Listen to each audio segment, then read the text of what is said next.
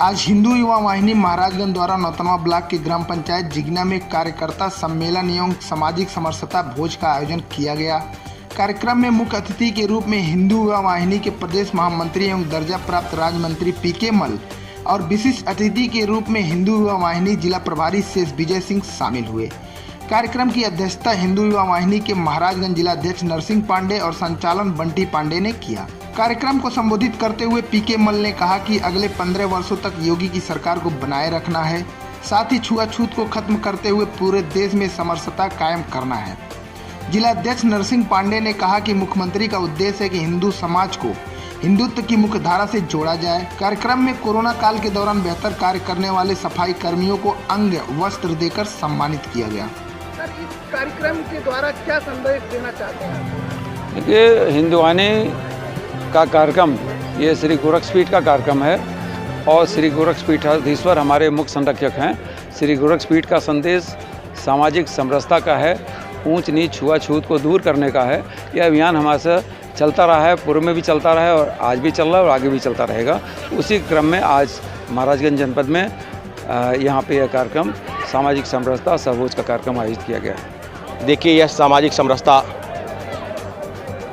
सहभोज कार्यक्रम था, चूँकि पूज्य महाराज जी का जो मिशन चल रहा था पहले से ही कि हिंदू समाज को हिंदुत्व की मुख्य धारा से जोड़ा जाए, ऊंच नीच की भावनाएं जो हम सबके बीच में व्याप्त है वो समाप्त हो।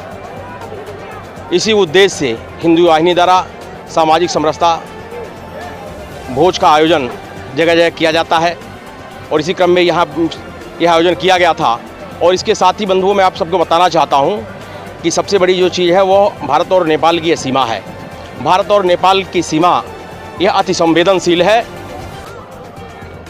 यहाँ अभी आप लोगों ने देखा होगा कि नौतनवा में नेपाल के कुछ युवक फौज में भर्ती होने के लिए आए थे। उन सबों ने भारत और नेपाल की सटी सीमा पर उपद्रव किया, तोड़फोड़ किया और इतना ही नहीं, नौतनवा की सड़कों पर निकल करके उन लोगों ने भारत के विरोध में नारे भी लगाए।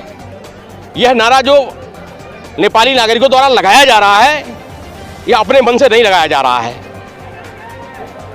चाइना की जो खुफिया एजेंसियां हैं और पाकिस्तान की जो खुफिया एजेंसियां हैं वो योजनाबद्ध तरीके से इस भारत नेपाल की सीमा पे काम कर रही हैं।